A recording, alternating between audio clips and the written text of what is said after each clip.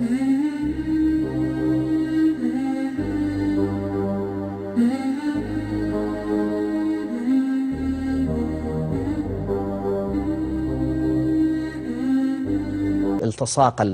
الكبير بالمذهب، عندهم التصاق بالعامة بالناس.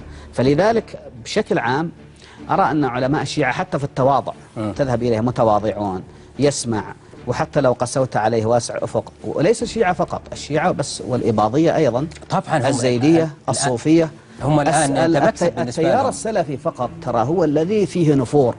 فهمت قصدي؟ فيه نفور، يعني يكاد يضربك إذا سألت 3 أسئلة وراء بعض يعني ينفر منك. هؤلاء لا. أنا جلست مع العلامة الخليلي، سألته في عمق المذهب ونزلنا ورد في غاية الراحة. هم هذول بيكسبونك طبيعي، هم مكسب بالنسبة لهم يعني. لا ليس بهذا سوء الظن يعني، لكن هم يدرسون العلوم العقلية والمنطقية والنفس. لا بس انت دائما عندما تتحدث عن الشيعة دائما تتحدث عن صورة وردية وصورة جميلة. حتى مثلا تقول هنيئا للشيعة في مقال لك وقلت حق للشيعة يوم القيامة أن يفخر ويقول الإمام علي والزهراء لأجل حبكم اضطهدونا وشردونا واتهموا أعراضنا وأذاقونا العلقم. صحيح. يعني وهل الشيعة سلمت أيديهم من الدماء وألسنتهم من الاعتداء؟ بس هم أخف. بس لو تعرف تاريخ الشيعة وما لقوا في سبيل حب محمد وآل محمد لعذرتني في هذا الكلام.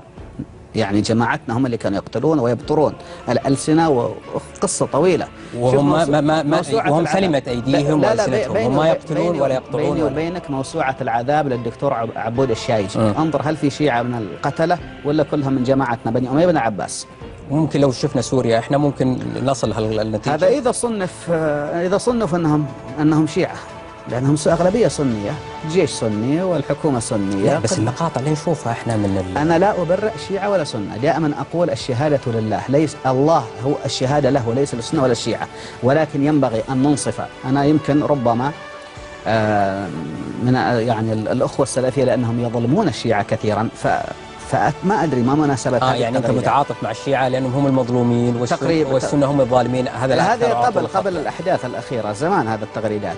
لكن عندما أنتم أولاد متعة، أنتم أولاد كذا، أنتم أولاد كلب، أنتم أولاد يعني يا أخي الذم المباشر وعبدة أصنام وتفعلون والافتراءات، والله تتعاطف معهم وماسكين عبرتهم اليوم. زمان كان في سجون الحجاج وخالد القسري وغيره ملوك بني أمية جميعا يبقون رافعين يعني حب آل محمد وسط دول كارهة لآل محمد وتلعنهم على المنابر. هذا والله إعجاز للأمانة، هذا عمل يشكرون عليه. أنا أشكر. ولو أننا لو كان يلعن أبو بكر وعمر على المنابر وفي فرقة منا بقيت، والله تحتاج أن نكتب فيها مثل هذا.